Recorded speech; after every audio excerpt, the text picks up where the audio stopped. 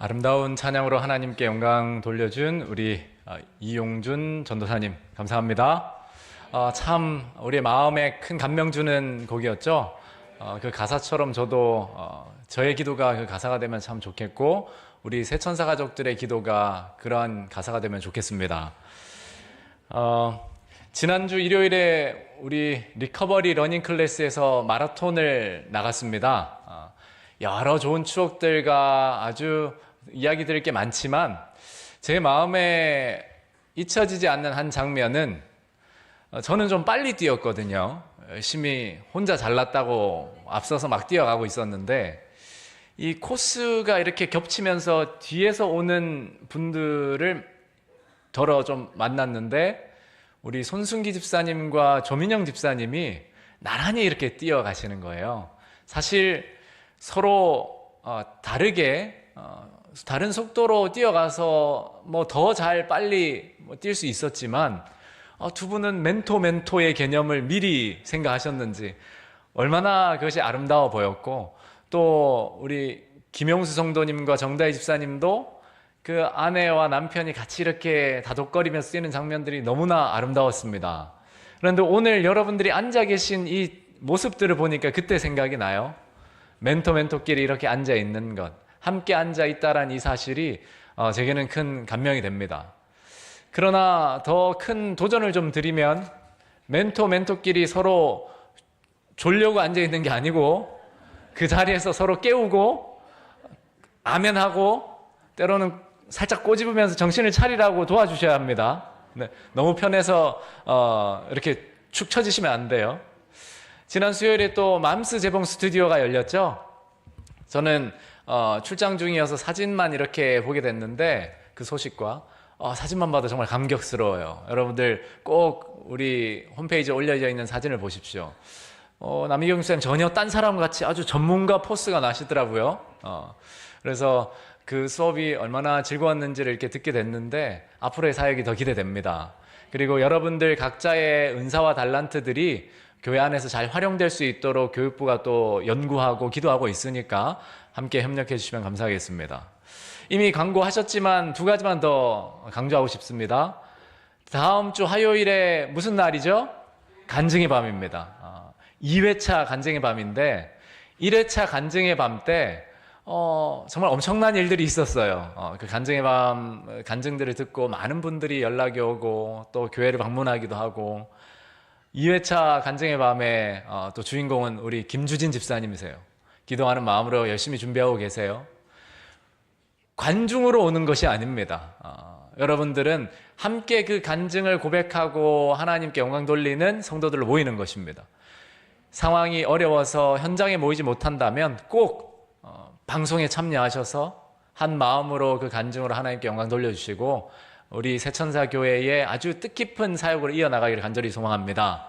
그리고 다음 달 간증자도 제가 찾아다니고 있는데 저를 피하지 마시고 언젠가 한 번은 해야 된다라는 생각으로 기도하는 마음으로 순종해 주시면 감사하겠습니다. 또 다음 주 안식일은 주방이 쉬는 안식일이에요. 우리 수고한 여집사님들에게 진정한 쉼의 안식일을 분기마다 한 번씩 좀 제공해 드리려고 해요. 그래서 또 밥 안 준다고 교회 안 나오는 교인들이 있으면 안 돼요. 대체식으로 간편식으로 드리면서 소그룹끼리 또는 잠깐이라도 우리가 함께 모이는 특별한 시간을 또 목회부가 준비하고 있으니까 더 많은 분들이 참여해 주시고 뜻깊은 안식일을 보내면 좋겠습니다. 오늘 옆 사람과 함께 인사하고 시작할까요? 네, 우리 멘토끼리 함께 인사하면서 하늘까지 꼭 함께 갑시다. 이 손 놓지 맙시다.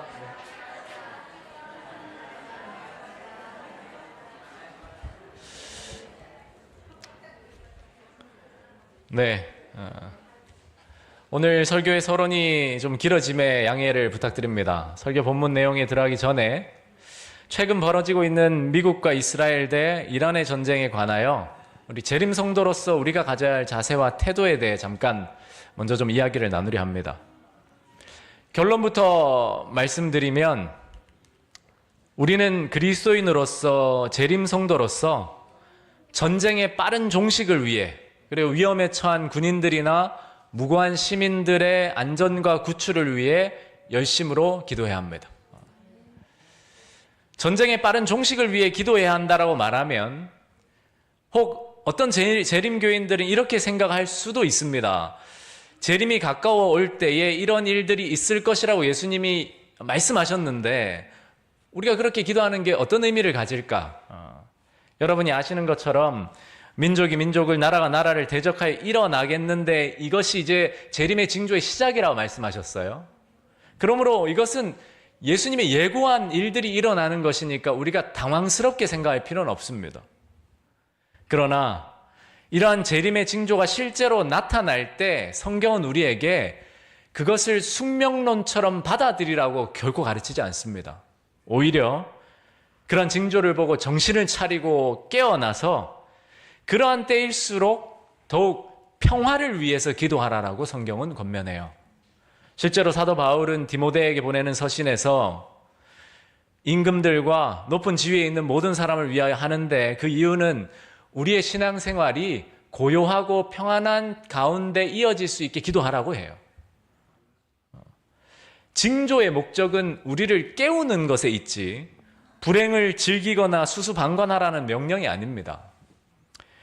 성경은 종말에 이를 고통을 해산의 진통에 비유해요. 임신한 여자에게 해산의 고통이 이름과 같이.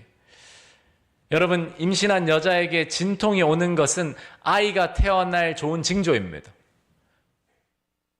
예수님이 말씀하신 것처럼 재림의 징조들이 일어나는 것은 어떤 면에서 이제 예수님이 곧 오시는구나를 알리는 좋은 징조일 수 있어요. 그 자체는 끔찍한 일이라도 시간적으로는. 그러나 산모의 고통이 줄어들기를 바라고 돕는 것이 그 산모를 지켜보는 자들의 생명을 대하는 올바른 태도이듯이 하나님은 결코 재앙 그 자체를 즐기시는 분이 아니심을 기억하고 우리는 열심으로 평화를 위해 기도해야 합니다. 전쟁이 빨리 끝나기를 기도하는 것은 더 많은 사람이 복음을 듣고 구원받을 은혜의 시간을 주시도록 하나님께 기도하는 것과 같습니다. 베드로후서에도 하나님께서 모두가 다 회개하고 구원에 이르기를 원하신다라고 분명히 말씀하시잖아요. 산상보훈에 보면 예수님이 우리를 빛과 소금으로 비유하시는데 그분의 자녀들을 소금은 부패를 더디게 하는 거예요. 그렇죠? 빛은 어둠을 밝히는 역할을 합니다. 세상이 전쟁으로 치달을 때, 종말이 가까울수록 세상이 어두워지고 부패하는 그런 현실이 일어날 때 성도는 그 흐름에 순응하는 것이 아니라 역행하여 평화를 구하는 거룩한 저항의 기도를 드려야 합니다. 전쟁터에는 무고한 아이들, 노인들, 그리고 우리와 같은 신앙인들이 고통받고 있습니다. 내 이웃을 내 몸과 같이 사랑하라는 계명은 종말의 예언보다 우선하는 최고의 율법입니다. 전쟁의 종식을 구하는 이 기도는 고통받는 이웃을 향한 가장 구체적인 사랑의 실천임을 우리가 기억해야 합니다. 전쟁이 일어나는 것이 시대적인 징조가 맞을지라도 그 안에서 고통받는 생명을 불쌍히 여기며 화평을 구하는 것은 하나님의 품성을 닮은 성도의 당연한 의무입니다. 그러므로 우리는 주 예수여 오시옵소서라는 마라나타의 기도를 드림과 동시에 그분이 오시기 전까지 끊임없이 이 땅의 눈물과 비극이 그치게 해달라고 동시에 기도해야 합니다. 이 두 기도는 결코 모순되지 않고 동전의 양면과 같습니다. 아무쪼록 전쟁의 소용돌이가 전 세계를 휘몰아치듯 위태해 보이는 이 시국에 그리스도인으로서 깨어 기도하며 화평케 하는 사명을 이루어가는 저와 여러분들 되시기를 예수님 이름으로 기도합니다.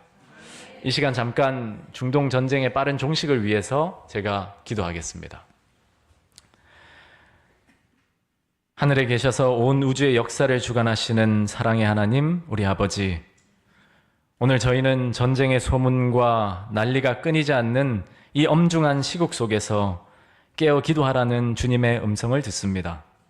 그러므로 고통받는 이 세상을 긍휼히 여기시는 주님의 마음을 품고 이 시간 간절히 간구합니다. 무엇보다 먼저 구할 것은 이 전쟁의 불길을 주님의 개입과 선하신 역사로 속히 종식될 수 있게 해주십시오. 미국과 이스라엘, 이란을 비롯한 중동의 갈등이 더 이상 확산되지 않도록 막아주시고 폭력과 사륙의 포성이 속히 그치게 해주십시오. 아울러 전쟁의 공포 속에 떨고 있는 아이들과 노약자, 무고한 시민들을 주의 날개 아래 보호하여 주시고 죽음의 위협에서 그들을 건져내어 주옵소서. 전쟁으로 인해 가족을 잃고 삶의 터전을 상실한 이들의 눈물을 닦아주시고 부상당한 이들에게 치유의 광선을 발하여 주시옵소서. 각 나라의 지도자들에게 민감한 양심과 지혜를 주셔서 자신의 유익과 정욕이 아닌 생명의 소중함을 깨닫게 하시고 평화를 위한 결단을 내릴 수 있도록 그들의 마음을 주장하여 주시옵소서. 아울러 우리를 화평의 도구로 삼으신 하나님, 세상이 어지러울수록 저희 재림 성도들이 방관자가 되지 않게 하시고 어둠을 밝히는 빛과 부패를 막는 소금으로서 평화를 구하는 거룩한 저항에 앞장서게 하옵소서. 또한 전쟁 가운데서라도 전도의 문을 막지 않게 하시고 환난 중에서도 복음이 전파되어 한 영혼이라도 더 회개하고 주님께 돌아오는 은혜의 시간이 연장되게 하옵소서. 징조를 보며 두려워 떠는 것이 아니라 더욱 사랑하고 더욱 기도하며 마라나타의 신앙으로 정결하게 준비되는 저희 모두가 되게 하여 주시옵소서. 평강의 왕으로 다시 오실 우리 주 예수 그리스도의 이름으로 간절히 기도드립니다. 아멘. 시간이 많이 지났습니다. 그러나 약속된 시간은 지켜드리니까 여러분들도 정신을 차리고 함께 하나님의 말씀을 받으면 좋겠습니다. 오늘 본문의 말씀 요한복음 6장 53절에서 57절 다 읽지 않고 제가 발췌하여 읽겠습니다. 인자의 살을 먹지 아니하고 인자의 피를 마시지 아니하면 너희 속에 생명이 없느니라. 내 살은 참된 양식이요 내 피는 참된 음료로다. 아멘. 오늘 본문은 오병이어의 엄청난 기적 바로 다음 날 예수님께 모여든 사람들에게 예수님이 하신 말씀입니다. 5개의 빵과 물고기 2마리로 5,000명이 넘는 사람들, 실제로는 한 7, 8천 명이 되는 사람들을 그렇게 먹이신 놀라운 기적을 경험한 사람들이니까 얼마나 예수님에 대해서 뜨거운 반응이 있었겠습니까? 사람들이 구름처럼 다시 예수님께 몰려들었을 때 예수님이 나를 믿어라 한마디만 하셨어도 그들은 충성을 맹세했을 거예요. 그런데 그때 예수님이 그들에게 하신 말씀이 참 파격적이었습니다. 나를 먹고 나를 마셔라. 그래야 살 수 있다.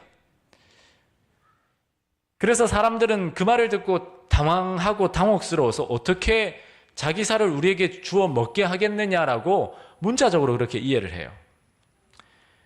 그것은 어쩌면 경악스러운 말씀이었을 거예요. 왜냐하면 유대인들에게 있어서 엄격히 금지됐던 율법의 조항은 피를 마시는 거였습니다. 그런데 예수님이 자신의 살과 피를 먹고 마시라고 하니까 유대인들에게는 정서적으로 엄청난 충격이었을 거예요. 예수님께서 이토록 거칠고 원색적인 표현을 사용하신 이유는 분명합니다. 그분의 대속적 죽음을 믿음으로 받아들이는 자에게 하나님의 구원하시는 은혜가 공급됨을 선언하신 것입니다. 이 말씀은 예수님을 구주로 영접하는 문제가 단순히 취향이나 교양의 어떤 선택의 문제가 아니라 생사가 걸린 문제, 죽고 사는 문제임을 강조하시기 위해서 그렇게 하신 표현입니다. 여러분, 먹고 마셔야 산다는 건 어려운 말이 아니죠? 여러분, 오늘 아침 식사 하셨습니까?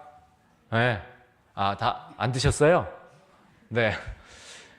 뭐 한 끼 안 먹는다고 죽진 않지만 먹고 마시지 않으면 다 살 수가 없습니다. 사람은 무언가를 먹고 마셔야 살아요. 생존을 위해 반드시 필수적입니다. 그런데 이 원리는 우리의 육체뿐만 아니라 마음에도 적용이 돼요. 사람은 단지 육체만 있는 존재가 아니기 때문입니다. 사람은 하나님과 교통을 통해서 거룩한 삶을 살아가도록 지어진 영적인 존재예요. 이것을 흔히 영혼이라고 표현해요. 물론 영혼이 마치 어떤 사람과 분리된 인격이 있어서 또는 다른 생명체가 있어서 우리와 분리될 수 있는 그런 이교적인, 이원론적인 그런 헬라 철학의 개념이 아니라 성경적 개념의 영혼은 우리 존재의 가장 깊은 곳에서 하나님을 대면하고 하나님과 교제하고 하나님께 반응할 수 있는 통로이자 공간이라고 할 수 있습니다. 창세기에 보면 흙으로 빚어진 인간에게 하나님의 생기를 불어넣으실 때 바로 그 영혼의 공간을 하나님께서 만드신 거예요. 따라서 육체가 음식을 먹고 물을 마시지 않으면 굶주리고 목이 마른 것처럼 우리 영혼도 창조주 하나님과의 그 교제가 끊어지면 육신이 아무리 배불러도 모든 것이 풍족해도 마음의 기갈과 허물을 채울 방법이 없습니다. 여러분, 영혼도 양식이 없으면 힘을 잃고 영혼도 마시지 않으면 메말라 간다는 사실을 우리는 경험적으로 알 수 있습니다. 어떤 사람은 그 영혼을 채우기 위해서 돈을 먹고 살아갑니다. 어떤 사람은 명예를 먹고 살아가고, 어떤 사람은 성공을 먹고 살아가고, 어떤 사람은 다른 사람의 인정과 칭찬을 먹고 살아갑니다. 아마 연예인들은 인기를 먹고 살아갈 거예요. 그러나 문제는 이것입니다. 그 모든 것들이 과연 영혼을 진짜로 배부르게 할 수 있는가, 살릴 수 있는가 하는 것입니다. 여러분, 세상적으로 볼 때 모든 것을 누리고 모든 것을 이룬 사람들도 허망함에 스스로 목숨을 끊기도 하고 우울증에 빠지기도 합니다. 왜 그럴까요? 영원히 먹어야 할 양식이 따로 있기 때문입니다. 이러한 인간의 본질적인 그 영혼의 갈급함을 탐구했던 많은 철학자들 중에 파스칼은 이런 유명한 말을 남겼습니다. 한번 읽어봐 주시겠어요? 인간의 마음속에는 하나님만이 채울 수 있는 하나님 형상의 빈 공간이 있다. 네, 한 번쯤 들어보셨을 거예요. 하나님만이 채울 수 있는 하나님 형상의 빈 공간이 있다. 이 무한한 빈자리는 세상의 어떤 것들로도 채울 수가 없고 하나님만이 채우실 수 있다는 겁니다. 마치 자동차에 들어가는 연료가 정해져 있는 것과 같습니다. 휘발유를 넣어야 하는 차에 경유를 넣거나 경유를 넣어야 하는 차에 휘발유를 넣으면 차가 가는 것 같더라도 금방 망가져요. 큰일 납니다. 여러분, 휘발유가 나쁜 기름이라서 그런 게 아니에요. 휘발유는 경유보다 더 고급 기름입니다. 그러나 엔진이 그렇게 설계되지 않았기 때문에 휘발유를 넣을 수 없고 경유를 넣을 수 없는 거예요. 결국 차는 설계된 대로 움직여야만 합니다. 설계된 대로 연료를 넣어야 해요. 20세기 최고의 변증가 C.S. 루이스가 그의 저서 순전한 기독교에서 이런 말을 했습니다. 하나님은 우리를 만드셨습니다. 사람이 엔진을 발명하듯 우리라는 존재를 고안해내신 것입니다. 자동차는 휘발유로 달리게끔 만들어졌으며 그 외에 다른 것으로는 제대로 작동할 수 없습니다. 이와 마찬가지로 하나님은 인간이라는 기계가 하나님 당신으로 인해 움직이도록 설계하셨습니다. 하나님 그분이야말로 우리 영혼이 태우도록 설계된 유일한 연료이며 우리 영혼이 먹고 살도록 설계된 유일한 양식입니다. 그 외에 다른 길은 없습니다. 네, 결국은 우리의 영혼의 연료는 뭐라고요? 하나님이시라는 겁니다. 예수님이 내가 생명의 양식이고 살리는 생수라고 말씀하셨을 때 그것은 우리의 설계가 어떻게 되어 있는지를 알려주신 것이고 우리 영혼의 연료와 양식이 무엇인지를 선언하신 겁니다. 그러나 세상은 끊임없이 우리에게 영혼의 허기를 채울 가짜 양식들을 제시합니다. 더 많은 성공을 이루면 영혼이 충족될 수 있다. 더 많은 쾌락을 누려라. 타인의 인정을 흡수하여 내 존재를 증명해라. 그러나 여러분이 아시는 대로 그것들은 우리 영혼의 본질적인 양식이 될 수 없습니다. 왜냐하면 애초에 하나님께서는 우리를 그렇게 설계하지 않으셨기 때문입니다. 인간은 오직 하나님을 먹고 마시며 살도록 창조되었습니다. 사도 바울은 아테네의 아레오바고에서 이렇게 선포했습니다. 우리가 그를 힘입어 살며 기동하며 존재하느니라. 너희 시인 중 어떤 사람들의 말과 같이 우리가 그의 소생이라 하니. 네, 사람은 누구를 먹고 마시고 살아야 한다고요? 하나님을 먹고 마시고 살아야 한다. 인간의 생명은 자기 안에서 자생적으로 발생하는 것이 아니라 의존적인 생명입니다. 물고기가 물을 떠나 살 수 없고 나무가 흙을 떠나 살 수 없듯이 인간의 영혼은 하나님의 임재라는 환경 안에서만 진정으로 존재할 수 있습니다. 그런데 안타깝게도 많은 이들이 이 명백한 사실을 잊고 세상을 살아갑니다. 이를테면 겉모습은 정말 의리의리한 스포츠 슈퍼카이고 풀옵션 차량인데 정작 그 연료통에는 설계되지 않은 연료를 넣고 사는 거예요. 그러니까 영적으로 조금도 진보하지 못하고 멈춰진 채로 전혀 다른 목적을 가지고 살아갑니다. 도로를 힘차게 달려야 하는 이 차가 달리기는커녕 그저 갓길에 초라하게 멈춰서 있습니다. 그러면서도 서로를 비교하며 살아가는 거예요. 나는 이렇게 화려하고 이런 옵션이 있고 이렇게 잘났다. 서로 그렇게 비교하며 교만하거나 주눅이 들거나 그렇게 사는 모습들이 세상의 풍경이 아닌지 여러분 한번 생각해 보십시오. 하나님께서는 그런 세상을 향해 또 우리에게 우리의 영혼의 진정한 양식과 연료가 무엇인지를 그리스도의 말씀으로 오늘 선언하고 계신 겁니다. 예수님께서 나를 먹으라 라고 말씀하신 것은 그저 관념적이고 지식적인 동의를 넘어서서 그분의 생명을 우리의 존재 가장 깊은 곳까지 받아들여서 그분과 연합하도록 초청하시는 겁니다. 여러분은 언제 교인이 되셨죠? 남희경 집사님 언제 교인이 되셨습니까? 서류상으로 본다면 각자의 침례 증서에 기록된 날, 곧 침례 받은 날일 겁니다. 저는 1995년 7월 1일 안식일, 그때 교인이 됐습니다. 그러면 여러분은 언제 집사와 장로가 됐습니까? 제 직업으로 본다면 저는 안수를 받고 목사가 된 날이겠네요. 2020년 1월 28일. 하지만 이렇게 한번 우리 스스로에게 물어보면 좋겠습니다. 나는 언제 그리스도인이 되었나? 여러분은 언제 그리스도인이 됐습니까? 침례 증서에 찍힌 날입니까? 안수를 받은 날입니까? 교회 마당을 밟는다고 그리스도인이 되는 것이 아니라는 거예요. 헌금을 낸다라고 그리스도인이 되는 게 아니라는 겁니다. 예수님을 위해서 열심히 봉사한다고 그리스도인이 되는 게 아니라는 겁니다. 물론 그리스도인은 하나님께 감사의 헌물을 드리고 시간의 헌신을 드리고 하나님을 위해서 열심으로 봉사합니다. 그러나 역으로 그 일을 한다고 그리스도인이 아니라는 거예요.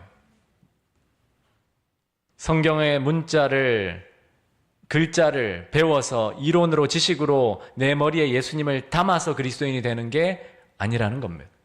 정말로 살아계신 예수님을 개인의 구주로 받아들이고 그분의 능력과 말씀을 먹고 마시기 시작한 그날, 그래서 그 능력이 경험되어지는 그날이 여러분이 그리스도인이 되는 날입니다. 그러면 옆 사람 멘토들에게 한번 물어보세요. 멘토는 언제 그리스도인이 됐어요? 여러분 오늘 그리스도인이 되셨습니까? 그리스도인이 된다는 건 어떤 과거의 시점의 한 번의 경험이 아니라 그 과거의 시점부터 지속되어져야 하는 관계의 경험입니다. 여러분은 언제 예수님을 먹고 언제 예수님을 마시는 자가 되셨습니까? 경유차에는 경유를, 휘발유차에는 휘발유를 넣어야 하듯이 하나님의 형상을 따라 창조된 인간의 영혼은 하나님의 설계에 따라 그리스도를 공급받아야 합니다. 그래서 예수님은 인자의 살을 먹지 아니하고 인자의 피를 마시지 아니하면 너희 속에 생명이 없다라고 말씀하실 수 있었던 겁니다. 영어 속담엔 이런 말이 있죠. You are what you eat. 무슨 뜻입니까? 당신이 먹는 것이 곧 당신이다. 우리가 그리스도인이라면 우리가 누구를 먹고 살아야 해요? 그리스도를 먹고 살아야 합니다. 예수님을 먹는다는 것은 그분의 약속의 말씀을 믿음으로 받아들이고 생명을 얻어서 예수님과 연합하며 살아가는 것입니다. 어쩌면 오늘 설교의 모든 핵심이 담겨있는 시대의 소망 글귀, 여러분들이 이미 묵상한 내용, 주보에도 기록된 내용을 전체 좀 인용해 보겠습니다.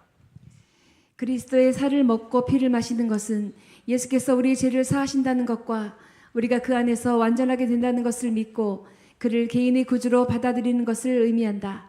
양식이 신체에 영향을 주듯이 그리스도께서 우리의 심령에 영향을 끼치셔야만 한다.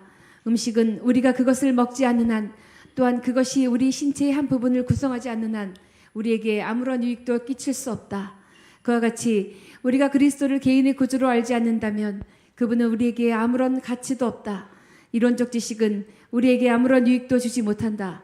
그리스도를 먹고 그를 마음에 받아들여 그의 생명이 우리의 생명이 되게 하여야 한다. 그의 사랑과 그의 은혜가 우리의 생애에 소화되어야 한다. 아멘. 여러분, 제가 이번 주 시대송을 묵상하면서 정말로 반성도 많이 하고 제 자신을 좀 성찰하게 됐습니다. 한 생수 판매자가 있다고 한번 가정해 보십시오. 제가 이 생수를 여러분들께 판다고 생각해 보세요. 저는 이 생수에 대해서 누구보다 잘 압니다. 이 물이 어디에서 제조되었는지, 그 수원이 어디에 있는지. 물론 지금 또 방송으로 화면에 나가지 않아 다행이네요. 이걸 홍보하는 건 아닙니다. 어디에서 나고 이게 몇 미리가 들었고 여기에 성분이 규소와 불소와 마그네슘과 칼슘과 칼륨이 얼마 들었고 이걸 마시면 얼마나 여러분들이 유익하고 몇 잔을 마셔야 되는지, 또 이것을 마셨을 때 여러분들이 어떻게 강건함을 입고 해갈이 느껴지는지를 유창하게 말할 수 있다라고 해보겠습니다. 그런데 정작 그렇게 이 생수를 판매하면서도 저는 목마를 수 있을까요? 네. 생수의 성분을 다 알고 달달 외우고 심지어 이 생수를 깃기 위해서 어떤 노력이 이르렀는지 감동적으로 설명하고, 그래서 여러분들 눈에서 눈물이 날 정도로 감동을 받게 해도 저는 메말라 죽을 수 있습니까? 죽을 수 있어요. 저는 그게 제 설교가 아닌가 순간 그렇게 생각했어요. 여러분들께 예수님을 소개하고 예수님을 마셔야 산다라고 이야기하고 예수님이 어떻게 그 보혈을 우리를 위해 준비하셨는지, 어떻게 희생하셨는지, 그 가치가 얼마나 귀한 것인지, 그 보혈의 능력을 힘입어 살 때, 예수님을 먹고 마실 때 우리의 생애가 얼마나 풍요로울 수 있는지를 유창하게 감동적으로 설교해도 저는 메말라 죽을 수 있습니까? 네. 메말라 죽을 수 있어요. 그런데 여러분들께 좀 어눌하게 이 수원지가 어딘지 헷갈리고 칼슘이 얼마인지를 몰라도 이 물 한 잔 제가 들이마시면 제게 유익이 있을까요? 네. 여러분, 예수님을 먹고 마신다라는 건 이런 것 같아요. 우리 신앙생활을 돌아보면 우리는 자칫 생수 판매자처럼 살아갈 때가 많아요. 사람들에게 예수님을 전한단 말이에요. 예수 믿으면 좋다. 예수님 믿어봐. 막 생수를 뿌리고 다녀요. 그러면서도 누구는 안 마셔요? 나는 안 마실 수 있다는 거예요. 예수님에 대해서 통달해도 통달할 수가 없겠지만 비유하자면 죽을 수 있습니까? 죽을 수 있어요. 오히려 좀 몰라도 예수 먹고 마시고 살면 유익을 얻는다라는 거예요. 그래서 많은 걸 아는 것보다 더 중요한 건 지금 예수님을 먹고 마시고 내가 먹고 마신 예수님을 다른 사람들에게 한 잔 건네는 거예요. 이거 마셔봐. 한 절의 말씀, 내가 경험한 그 말씀을 그렇게 전하는 거예요. 여러분, 그게 그리스도인입니다. 앞에서 설교를 유창하게 한다고 그리스도인이 아니에요. 그건 목사예요. 설교가라고 부릅니다. 그리스도인은 예수를 먹고 마시는 사람들입니다. 이처럼 예수님을 먹고 마시는 삶은 황홀경이나 어떤 특별한 신비한 체험을 하는 것이 아니고 매일의 삶 속에서 그분의 말씀을 묵상하고 그분의 살아계심을 기억하고 기도하며 그분의 뜻을 따라 살려고 예수님을 믿음으로 바라볼 때 이르러 오는 경험입니다. 결국 신앙은 단순히 교회에 오고 가는 것이 아니고 종교적인 습관을 형성하는 것이 아니고 예수님을 먹고 마시는 겁니다. 인천 새천사교회 믿음의 가족 여러분, 오늘 예수님은 우리에게 질문하십니다. 너는 무엇을 먹고 사느냐? 너는 나를 먹고 마시고 있느냐? 예수님이 우리의 영혼의 생명의 양식이요 생수 되심을 기억한다면 저는 여러분에게 오늘 예수님을 먹고 마시자라고 말씀드리고 싶습니다. 그저 설교를 듣고 감동받는 것, 오늘 배워갔을 수 있어요. 이 물에는 330ml 이 물에는 규소가 7.0에서 9.4mg 리터당 들어있고 많은 것을 알아갈 수 있어요. 설교를 듣고 감동받고 지식이 쌓여갈 수 있습니다. 그러나 돌아가서 설교를 듣는 그 자리에서 이 물을 한 모금도 마셔보지 않으면 능력이 없다라는 거예요. 오히려 한 절의 말씀이라도 살아계신 예수님을 먹고 마실 때 우리는 능력을 얻습니다. 오늘 멘토끼리 앉아 계시죠? 멘토의 할 일은 별거 없습니다. 서로 밥 먹었냐? 물어봐 주는 거예요. 한번 서로 물어봐 주세요. 밥은 먹고 다녀? 밥 먹었어? 제가 김현철 목사님 전인적 소그룹 세미나를 처음 들었을 때 굉장히 감동을 받았던 그 예화가, 가족은 뭘 물어본대요? 밥 먹었는지 물어본대요. 부모님 전화하면 뭐 물어본다고요? 밥 먹었어? 밥 먹었냐? 아, 밥이야 먹지 뭐 이렇게 밥 먹었는지 물어보냐고 막 그렇게 할 때 엄청 웃기면서도 굉장히 강렬하게 그 메시지가 담겼어요. 여러분, 직장 관계에서는 형식적인 말 말고 진심으로 그런 질문을 하지 않습니다. 밥 먹고 다닌지는 가족이 하는 말입니다. 여러분, 그러므로 멘토는 서로 뭘 물어봐 줘야 한다고요? 밥 먹었어? 가끔 생각나면 밥 먹었냐? 그런데 이 밥은 무슨 밥이에요? 된장찌개도 된장찌개지만 멘토끼리는 내 영혼은 식사를 잘하고 다니냐? 이걸 물어봐 줘야 합니다. 이게 가족이죠. 밥을 안 먹었다 하면 내가 오늘 먹었던 그 말씀, 은혜 받았던 그 예언의 신글을 공유하면서, 자, 이거라도 먹고 허기를 좀 달래봐. 그리고 좀 풍성하게 먹으러 예수님께 나가. 이게 어렵습니까? 어려운 거 아니죠? 멘토는 이렇게 가야 합니다. 다른 거 해줘도 반대하지 않겠습니다. 뭐 생일 선물을 챙겨주던, 뭐 밖에서 만나던 제가 응원할게요. 그러나 가장 기본적이고 가장 필수적인 건 카톡으로 밥 먹었어요? 그럼 서로 우리가 무슨 말인지 알겠죠? 오늘 저 먹었어요. 맛있게 먹었어요. 시원하게 마셨어요. 세상의 양식은 잠시 우리를 만족시킬 수 있지만 우리 영혼은 살릴 수 없습니다. 오직 한 분만이 우리 영혼의 생명의 양식이십니다.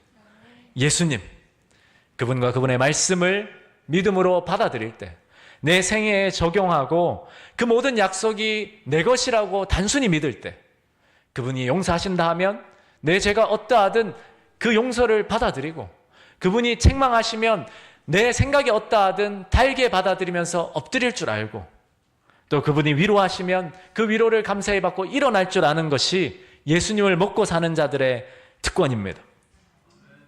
사랑하는 여러분, 우리 멘토 여러분, 오늘 예수님의 이 말씀 앞에서 우리의 삶을 조용히 돌아보길 원합니다. 나는 잘 먹고 살고 있나? 나는 무엇을 먹고 살고 있지? 무엇이 내 마음을 붙들고 있지? 내 멘토는 잘 먹고 살고 있나? 그리고 오늘 서로 말씀 나눔을 할 때 이렇게 고백하고 결심하길 바랍니다. 예수님, 제 영혼의 양식은 오직 예수님입니다. 내 멘토의 양식도 예수님입니다. 서로 예수님 먹고 마시며 건강하게 살아갈 수 있게 도와주세요. 그리고 그러한 삶 속에 우리 소그룹이 건강해지고 우리 교회가 정말 하나님의 생명력으로 넘쳐나게 되는 그런 은혜가 올 한 해 새천사교회에 가득 넘치기를 간절히 소망합니다. 예수님이 우리를 초청하십니다. 문을 두드리고 계세요. 그 문을 열면 예수님이 요한계시록 3장에 무엇을 약속하시죠? 나와 더불어 먹자. 그 예수님의 은혜의 만찬에 주저하지 말고 참여하게 되는 저와 여러분들 되시기를 예수님 이름으로 기도합니다. 오늘 받은 말씀의 은혜를 서로 멘토끼리 또 소그룹원들끼리 나누도록 하겠습니다. 약 3분 동안 곁에 있는 2분 혹은 3분씩 말씀의 은혜를 나누고 서로 결심하는 시간을 갖겠습니다.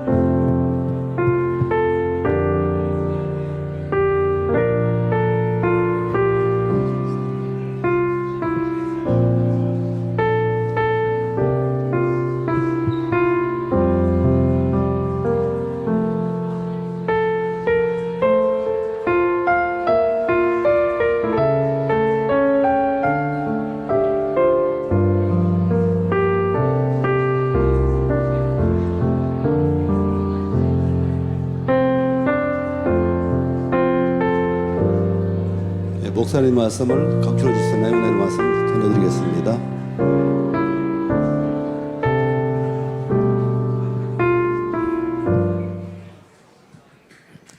네, 강춘호 집사입니다. 네, 제가 오늘 목사님의 또 설교를 듣고 깨달은 점 함께 나누겠습니다. 제목 무엇을 먹을까 이 제목부터 이렇게 제가 뭘 먹어야 된다는 걸 이렇게 확인할 수 있는 그런 말씀인 것 같습니다. 그래서 말씀 속에서 영생하도록 하나님의 입에서 나오는 말씀을 다 먹으라. 예수님께서 말씀하신 것과 같이 또 목사님은 예수님을 먹고 살아야 된다. 또 이 말씀에가 저에게는 정말 예수님을 떠나서는 아무것도 할 수 없고 아무것도 또 상존할 수 없구나 하는 걸 깨달았습니다. 그래서 목사님이 또 성경절에서 아주 소중한 말씀을 또 구해줬더라고요. 그래서 이 말씀을 듣고서 내가 정말 이 예수님을 통해서 신앙생활을 온전히 하고 또 하나님과의 온전한 관계를 이루어야 되겠다는 그런 또 다짐도 하게 되었습니다. 그래서 목사님이 하시는 말이 어느 때부터 예수님과 또 하나가 되었는지를 물어보실 때 저는 정말 육신의 양식을 먹지 않아도 하나님 양식을 먹고 배고프지 않을 때가 하나님과의 정말 온전한 관계이고 또 하나님이 하나가 되는 그러한 삶이라고 그렇게 생각하게 되었습니다. 그래서 예수님께서 또 하신 말씀이 하도 좋아가지고 이 시간도 예수님 말씀 먹기로 결심하고 또 이렇게 예수님의 기록된 말씀을 이렇게 이라 저장해뒀습니다. 그래서 제가 읽겠습니다. 예수께서 이르시되 내가 진실로 너에게 이르노니 인자의 살을 먹지 아니하고 인자의 피를 마시지 아니하면 너희 속에 생명이 없느니라. 내 살을 먹고 내 피를 마시는 자는 영생을 가졌고 마지막 날에 내가 그를 다시 살리리니 내 살은 참된 양식이요 내 피는 참된 음료라. 이 말씀 속에 저희 마음에 깊이 새기고 영생하도록 예수님의 말씀으로 살아가는 신앙생활을 할 수 있도록 다시 소망합니다. 감사합니다. 강춘호 지사님 주님의 미로 축복합니다. 네, 헌금 시간입니다. 화 있을진저 너희 바라시니여 너희가 박하와 운양과 모든 채소의 11조는 드리되 공의와 하나님께 대한 사랑은 버리는도다. 그러나 이것도 행하고 저것도 버리지 말아야 하시니라. 누가복음 11장 42절의 말씀입니다. 헌금하시겠습니다.